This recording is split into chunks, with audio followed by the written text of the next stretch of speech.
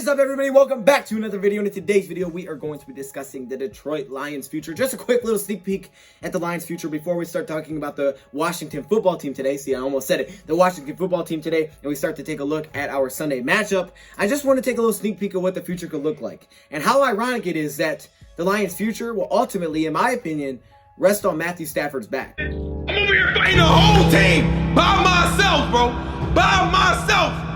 I'm really beginning to think that y'all play with y'all toes, man. Is that why y'all suck, bro? Let's get it started. You know, I got to shout out Dose of Dion, man, because it was actually the first time I went live on YouTube. And, you know, guys don't know Dose of Dion. He put out a lot of good content for the Detroit Lions. Welcome everybody to another video. Glad you guys are here. And yes, we're taking a quick little sneak peek at what the Lions future could look like, because to me there's really just two scenarios that will come out of this season. There's two major scenarios. Now, there's little tweaks within those, right? Little different things that can happen. Maybe this guy goes, maybe this guy stays. But for the most part, there's pretty much two major scenarios, and they're obvious. The Lions, they don't make a playoff push. Matt Patricia's gone. Stafford could be gone. Bob Quinn could be gone. And we could be looking at a major rebuild.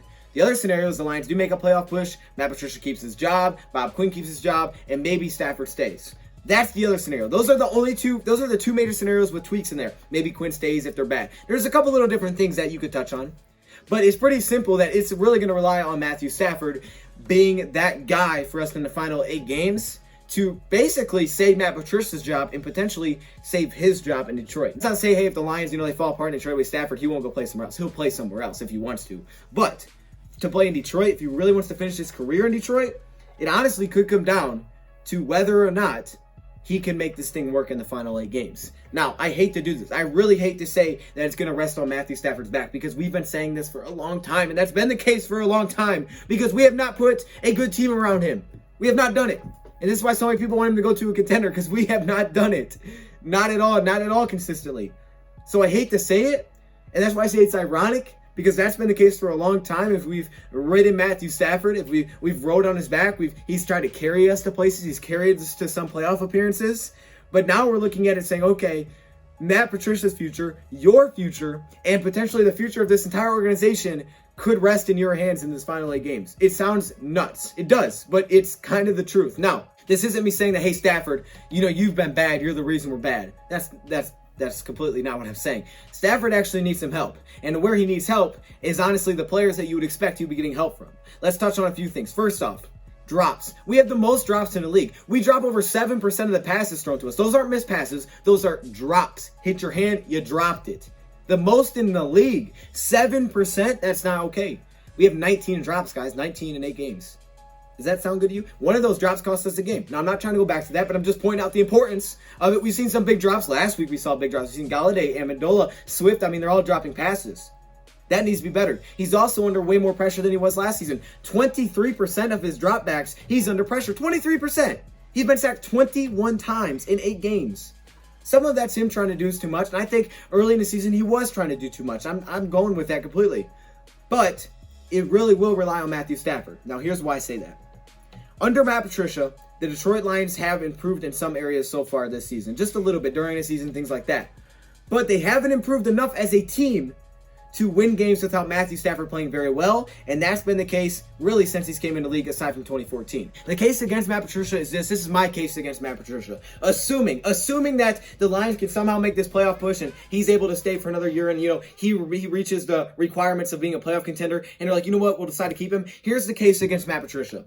We have not improved in enough areas over the 3 years you've been here for me to be confident that you can build a team around Stafford. You're just riding Matthew Stafford. And you can make that same case, honestly, for Jim Caldwell after the 2014 season, because that's exactly kind of what we did. Our last playoff appearance was riding Matthew Stafford's comebacks. So you could say that for Matt Patricia. That's the case against him, and it's a pretty simple case. While we've improved in some areas so far this season, we've gotten better in a little bit of places, we're not improved enough to win games without Matthew Stafford playing great. Look at these stats. They tell the picture. Go back to 2016. We only won 2 of our 9 games when Stafford had an interception. Only 2 games did we win when Stafford threw a pick. 2019, last season, only 2 wins when Stafford threw a pick. This season, only 1 win when Matthew Stafford has thrown a pick. That's it. We don't win games when Stafford turns the ball over, because we're not good enough aside from Matthew Stafford to beat teams any somewhat competitive team. We could beat the Jags, but that's pretty much it. I hate to say it because that should not be the case, but it is the case right now. One little case that you can make for Matt Patricia, if the Lions are able to get into the playoff push, is that, hey, you know what? Look, if you look at what the Lions have done, if they're able to make a playoff push, if they're able to get into, the wild card spot or get really close and keep them around, then you can make the case, say, hey, look, okay, yeah, we haven't improved enough areas, but this is kind of the thing that we keep saying, right? We keep doing this. We keep saying, well, we haven't improved enough areas, and we fire the coach. We all realize the Lions have rid Matthew Stafford. I mean, there's a reason we fired Jim Schwartz. There's a reason we got rid of Jim Caldwell, and that was their reason. There's a reason Matt Patricia could be gone, because we have not put enough good around Matthew Stafford to win without him playing great consistently. We haven't. But you could also make the case, not only for Patricia, but for a lot of coaches, Caldwell, Schwartz, whoever you want to bring up, and say, hold up. Maybe if we give them more than 3 to 4 years as they continue to build their vision, maybe it gets better. But if you keep resetting, then the first guys that come in, their first year is going to be rebuild. Second year, kind of the feeling out. And then third year, all of a sudden, that's it. It's a make or break year. So if it doesn't go as planned, now all of a sudden you're gone. That's kind of the thing that you could point to. You could point to that with a lot of our coaches. So I guess there's sides of both. And ultimately, it will come down to Matthew Stafford. It will. I mean, it will. Stats will tell you. And I watched a movie last night. What movie? I don't know what movie I was watching. They're like, numbers don't lie. They tell the truth. And the numbers tell you in this scenario that the Lions' future rides on the shoulders of Matthew Stafford for the final 8 games. Here's why. Go back to 2016. Yeah, let's dive into this again. Okay, I have more numbers because I dug into it a little bit deeper.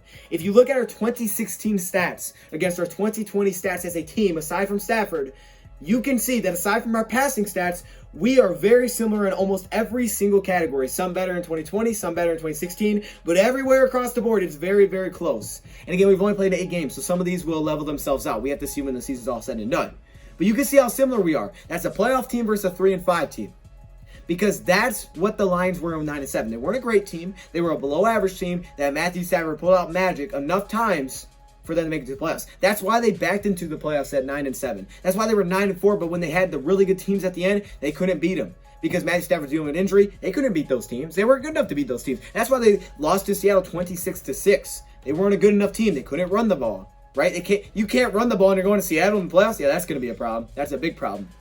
Now, if you look at the Lions, you see a similar thing. We're not good enough to win football games when Matthew Stafford doesn't play great. And now I don't think he's in the best situation, because I think what the Lions are doing right now, we talked about it, is they're playing basically a clock running machine type of offense. And when he throws a turnover, our offense is in trouble, because now all of a sudden you wasted a lot of time and you're just taking away possessions from us. We've also seen some improvements. So far this season, I know, look at the stats, you see, 4.8 yards per carry. That's bad. We're allowing 4.8. But if you look at our last 6 games, we're only allowing 4, and that's including the Vikings game. And if you want to look at the Vikings game and say, wow, we were terrible, they only allowed 6 yards per carry through the third quarter. Now, obviously, that's not great, but until that 70-yard run, I mean, it was 6 yards. It's good, but it's not good for us. They allowed 6 yards per carry in our last game. It'd be less than 4 yards per carry in our last 6. The first 2 were bad. They figured it out. They've improved. They've also improved special teams. This is the best special team units that we've seen in terms of coverage, in terms of blocking punts that we've ever maybe seen.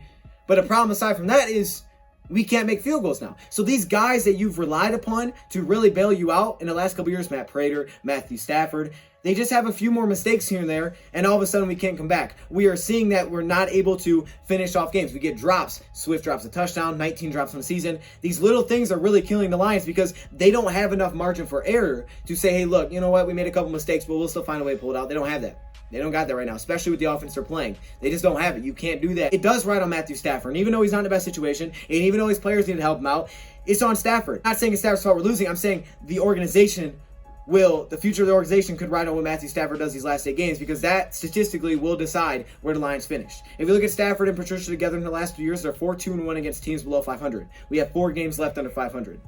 So you should get all of those, and then you need to pull some games out that are like, okay, that wasn't below 500, like the Bears. Maybe the Vikings. Well, the Vikings are below 500. I'm thinking the Bears. Then you got Titans, Buccaneers, Packers. Can you get one of those? All of a sudden, maybe we're talking playoffs, right? You got to turn it around for sure. And we've seen it, right? In 2016, we won 8 of 9 games. We didn't beat really any good teams. We'd never really beat good teams under Caldwell. And the reason that's a stat is because we weren't that good of a team aside from Stafford. And it's kind of what's happening right now. If you talk about the Lions, I mean, it really is going to come down to Stafford. And the reason I say that is because, okay, let's say the Lions fall apart. Let's say they don't make the playoff push. Let's say Patricia gets fired. Now all of a sudden you bring in a new head coach. Whether Bob Quinn's here or not, there's honestly a pretty good chance that Matthew Stafford could get traded. And I hate to say it because I love Stafford, but he could be traded. Because if you look at the Lions team, what they did this offseason was built to try to help them win now. He got his guys, and every coach is going to go get their guys. Most part, every coach is probably going to go get their guys. And if you think about it, Matthew Stafford's our best asset to trade. That's it. I mean, that's our best asset, and it's not even close. Because the players we brought in are not trade assets. They're for us team. They're for this team that Patricia wanted. But if you don't win, all of a sudden, really the major asset they have is Stafford. So they could say, hey, you know what, let's get something. Let's just try to trade him and see what we get. They'll take the best offer available. Now we're restarting. Now we're restarting with a couple first-round picks, and we're trying to see what we can do. And it'll be the biggest rebuild we've seen in a while. So Stafford could ultimately also decide the fate of him in Detroit. Now, if he doesn't want to be in Detroit, he could just lose on purpose. I don't think he'll do that. I don't think he'll do that. That's not who he is. But that's what it's going to come down to. Now, if we are going to go playoff push, here's what I would like to see for the future. I'd like to see the Lions draft a quarterback this season in the first, second, or third round. In the top 3 rounds, I like to draft a quarterback. Unless you legitimately believe David Blau could be that future, I would like to take a quarterback. Because, again, that would be assuming the Lions make a playoff push, they keep their coaches. I'd be interested in a quarterback. Maybe a Kyle Trask out of Florida. Maybe someone like that. Put it behind Stafford for the last couple of years. And then, if you decide, okay, we're going to move Stafford or, we're not going to give him another contract, then there you go. You got your quarterback to learn for a few years, kind of like what the Packers did. So there's really 2 scenarios, that major scenarios with a couple tweaks here and there, but that's what it's going to come down to, right? Is Matthew Stafford able to have enough magic? Does he have enough magic in the tank? Can he limit his turnovers enough? Because right now we're seeing when Stafford's not flawless, you're seeing the flaws of the team. Not throw 7 interceptions in the second half. Can he get it down to 3 in the second half? Can he do that? Because if he can do that, I mean, you can see the similarities, right? 14 turnovers forced in 2016. We have 4-7. We're on pace for the same amount. 15 turnovers in 2016. We have 9 so far. So get that down a couple. And a couple of turnovers have changed games. I mean, if you think about it, maybe we don't throw a pick against the Bears, we win. Or if we catch a pass, we win. The Colts game and the Vikings game, those couple turnovers, they pretty much killed us in that game. So the season could look much different. That's how close we are as just a middle-of-the-pack team. And we need that match to take us over the top. And that will decide whether or not the Lions will keep building with what they have. Or the Lions will say, hey, it's time to reset once again. So, yeah. We'll see what happens. Hopefully Matthew Stafford can do it. We'll see, though. Let me know your thoughts, comments below. Thank you for watching, and I'm out. Are you kidding me right now? I had to put my helmet on for this one. Are you kidding? Look at this. Look at all these members. What? Yo, hey, shout out to all the members, man. Look how many All-Pro members there are. Like, literally, it's the whole screen, dog. This is crazy. The patrons... Of course, the Hall of Fame members, man. Y'all got the gold color. It's kind of yellow, but it's supposed to be gold. Shout out to all the members, man. If you want to be a part of this, all you got to do is join the channel. But there are perks that come with it. Stay locked in the community tab if you are a member, because that's where a lot of information comes out. I appreciate all of you. What?